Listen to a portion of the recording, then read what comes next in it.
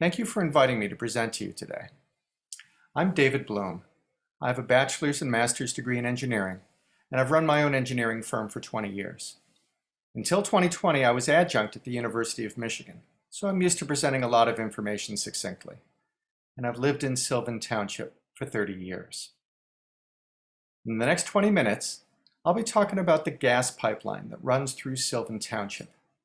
First, I'll cover some background, so we all know what we're talking about. Next, I'll talk about Line 100A and the proposed pipeline replacement project. And finally, I'll present 4 options for how you, our elected representatives, can proceed. Consumers Energy maintains a natural gas pipeline network in Michigan. Like the internet, there's multiple ways to get gas from point A to point B. Like a factory, it works around the clock to deliver its product.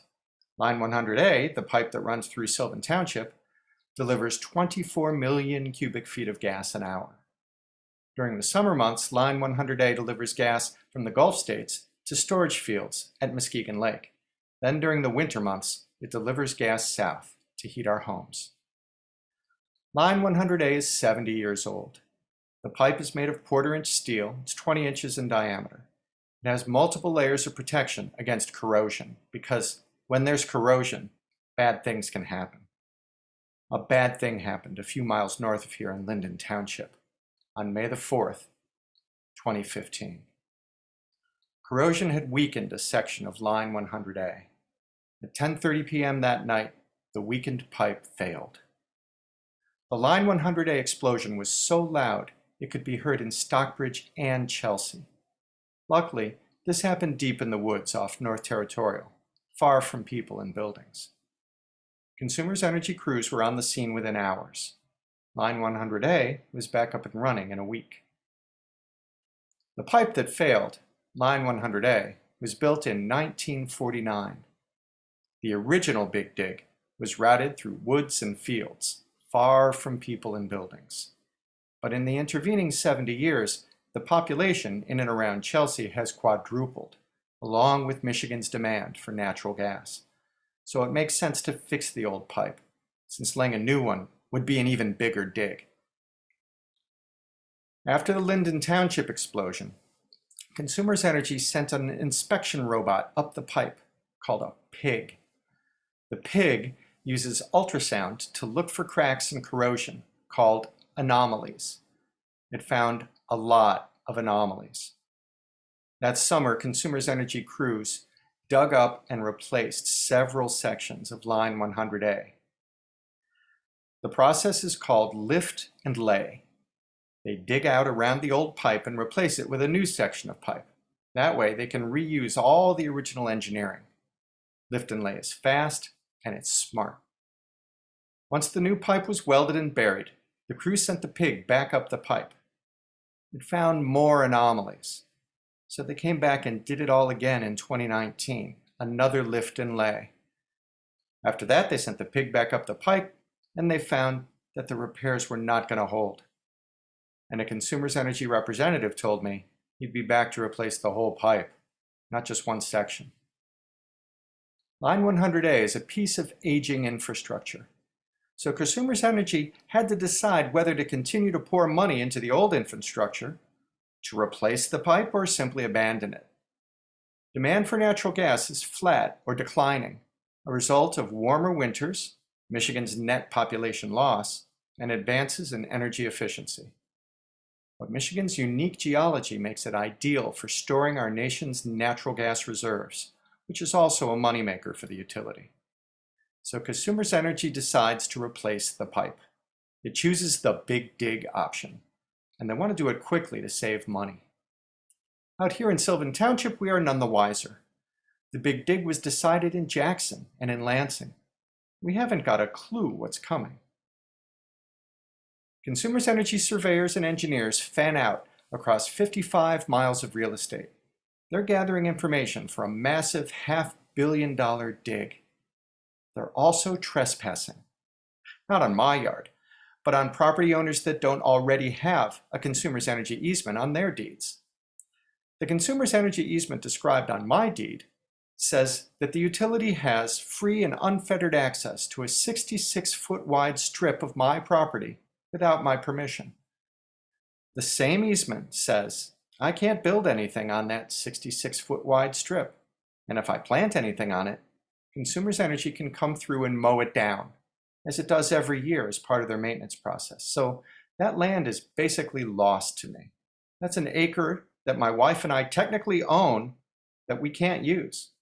Now, we knew this going in. We bought land with an easement on it. It was right there on the deed. But we had enough acreage to build our home off the easement. For Sylvan Township property owners who don't already have an easement on their deeds, Consumers Energy is supposed to inform them first before sending surveyors onto their property. In 2018, the utility failed to do so. All that data was collected illegally and used to draw up plans to replace line 100A. Now, you must be asking yourself, if they're simply replacing the old pipe with a new pipe, why do they have to survey off the easement? And that gets to why we're here and why all that background info is going to come in handy. The word replace appears 95 times in Consumers Energy's application to the MPSC to approve its big dig. Yet surveyors were busy drawing up alternate routes. Why is that? Why risk trespassing? Why not simply ask permission? And why all the secrecy if they already had easements on our deeds? And why wait 4 years to tell us their plans for our properties? We know why there needs to be a big dig. Line 100A needs to be replaced. They said so 95 times. So why the big lie? This big dig is not a replacement project at all. Consumers Energy is laying a new pipe across Sylvan Township under the guise of replacing the old pipe. That's the new pipe in red and the old pipe in green. They're not even going to turn off the old pipe. The utility says it's going to continue to use both of them.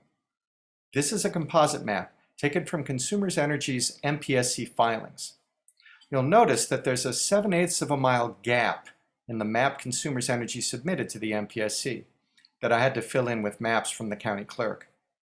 The missing chunk includes the Deerfield and Norfolk subdivisions. Line 100A runs right between them. Mind you, none of that appears in Consumers Energy's filings. But it's not deception unless Consumers Energy says one thing and does another. And Consumers Energy never told us anything. It never told you at the township. It never provided maps and plans and lists of the Sylvan Township property owners who would be impacted by the big dig. It never told you that the Mid-Michigan Pipeline Replacement Project is not really a replacement project at all. It applied to the MPSC without telling anybody. You'd have to be a real estate geek to even see the filing appear on MPSC's docket. A new pipe, not a replacement. No notification at all. 15 months later, the MPSC orders Consumers Energy to replace line 100A from Chelsea to Ovid. The big dig is on. The Mid-Michigan Pipeline Replacement Project has gone from a lie to law. The MPSC approves the map that the utility submitted, the map with the 7/8 of a mile gap in it that omits Deerfield and Norfolk. That's the Note 1 on this slide. In Note 2 on this slide, the MPSC sees fit to remind Consumers Energy to respect property owners' rights. And Note 3 instructs Consumers Energy to keep the MPSC informed of its dealings with affected property owners. 6 months later, Sylvan Township property owners receive our very first notification about the big dig. The property owner letter doesn't say what the Mid-Michigan Pipeline Replacement Project will do to our properties, just that Consumers Energy intends to break ground in 2023. And you here at Sylvan Township Hall are still left in the dark, even though over 24 Sylvan Township property owners will be impacted. Consumers Energy representatives started negotiating with Sylvan Township property owners in February. Here's what I have personally experienced. A Consumers Energy representative told me that line 100A could not be shut down for a lift and lay replacement, that the utility needed it to keep the gas flowing. When he saw me taking notes, he corrected himself, and he said he'd have to check on that. Shortly afterwards, he called back to say that yes, line 100A can be shut down for months with gas diverted to other pipes. A few weeks later, I sat at my neighbor's dining room and watched another Consumers Energy representative threaten him in his own house. "If you don't accept this offer," he said, "we're just going to take your land under eminent domain and you won't get anything." Another neighbor was offered $1,600 to condemn an acre of his land. This is typical of the kind of lowball offers that Sylvan Township property owners have been given on threat of virtual eviction from large swaths of their own property. None of this would be happening if Consumers Energy had approached Sylvan Township property owners in 2018, informed us of the trade-offs as MPSC ordered them to, and consulted with us to minimize impacts. Then 3 weeks ago, line 2200 blew up in Livingston County, just south of Fenton. That's the crater that it left. US 23 was closed for a day. It was messy. Now, line 2200 is one of the backup pipes that carry gas when they're working on line 100A. Line 2200 was back up and running a few days after the explosion.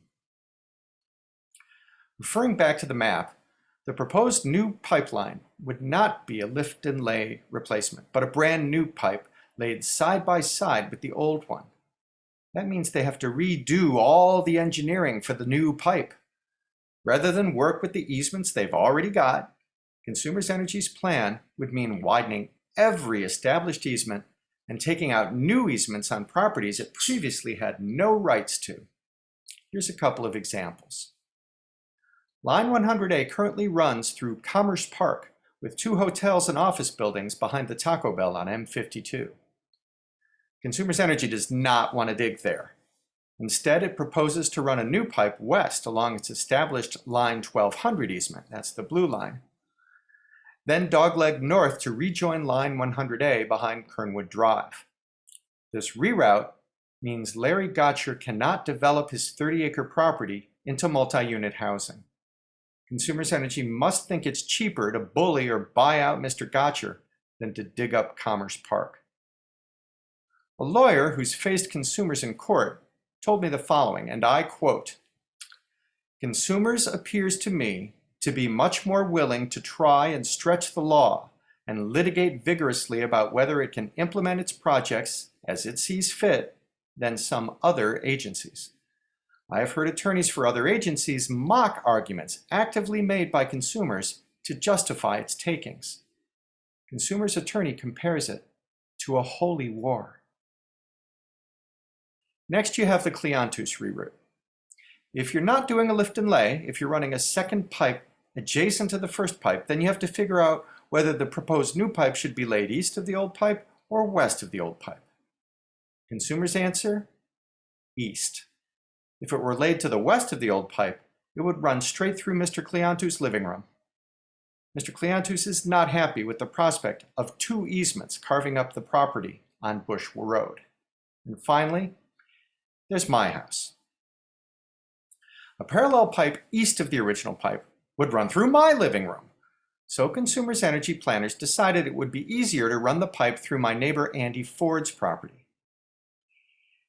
Andy is an 86-year-old widower living alone on the old Botsford estate. Consumers Energy offered Mr. Ford $11,000 for an acre of his forest and $3,225 as just compensation for about 100 mature trees that he had planted with his own hands. This is a clear violation of the highest and best use, the HBU principle, one of the most basic tenets of real estate assessment. Here's how HBU works. If I want to plant crops in Midtown Manhattan, I can't simply declare it a farm.